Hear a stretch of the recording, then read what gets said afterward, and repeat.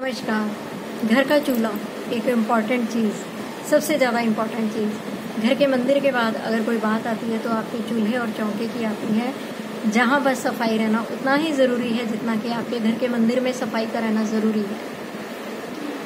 और लेडीज़ को अक्सर देखा है कि वो साफ़ सफाई के नाम पर चूल्हे की सफाई करने से कतराती हैं।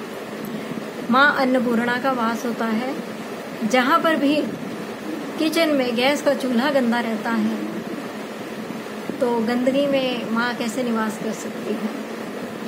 और गंदे चूल्हे पर जब आप वार त्योहार, वैसे तो प्रतिदिन ही हम देवों को भोग लगाते हैं, लेकिन वार त्योहार जो पूजा आदि के लिए मिष्ठान बनता है, पूजा आदि के लिए खाना बनता है, गंदे चूल्हे पर बना हुआ तो देव भी स्वीकार नहीं करते। बात आप लिख लीजिए। भले ही आप 100 ब्राह्मणों को खाना खिलाते होंगे, लेकिन अगर आपका चूल्हा गंदा रहता है, माँ अन्नपूर्णा की कृपा कभी नहीं हो सकती और देव भी आपके घर का भोजन स्वीकार नहीं करेंगे। घर के चूल्हे से ही घर के हालात पता चलते हैं। जिस घर में चूल्हा गंदा रहता है, आप ये मान कर चलिए, ये बात पक्की है कि उस घर में रहने वाले लोगों के हेल्थ इश्यूज जरूर होंगे।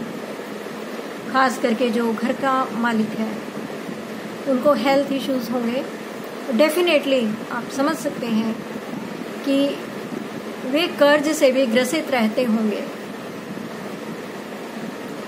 सो यहाँ पर घर के सभी सदस्यों से निवेदन है, क्योंकि अगर आपके घर में प्रॉब्लम है कि आपकी जो मैडम है वो ठीक नहीं है, वो नहीं कर सकती हैं, या कोई भी रीज़न है, तो घर के किसी भी सदस्य का फर्ज बनता है कि घर का चूल्हा गंदा ना रहने दें।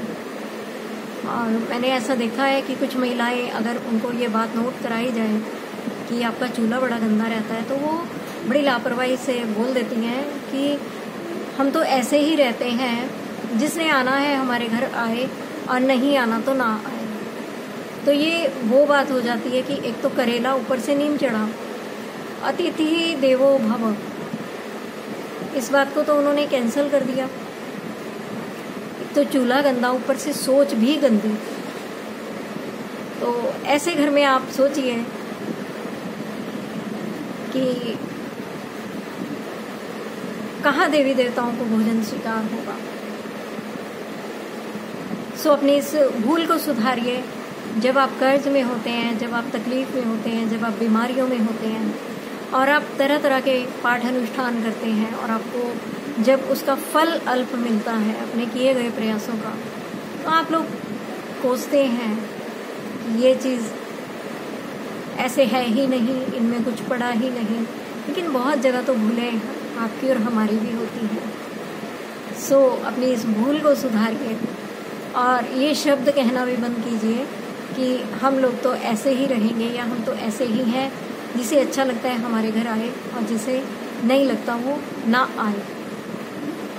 ना आए पर फोकस है। यूनिवर्स में क्या मैसेज जा रहा है, ना आए। और एक दिन ऐसा आता है कि उस घर में धीरे धीरे आने जाने वाले लोग भी कम होते चले जाते हैं, जो कि एक शुभ संकेत नहीं है। अगर इस विषय पे बोलने लगो तो वीडियो बहुत लंबी बन जाएगी। संक्षिप्त में इतना ही कि अपने घर का चूल्हा साफ कीजिए, आपके बहुत सारे इश्यूज सॉल्व होने लगेंगे। Thank you.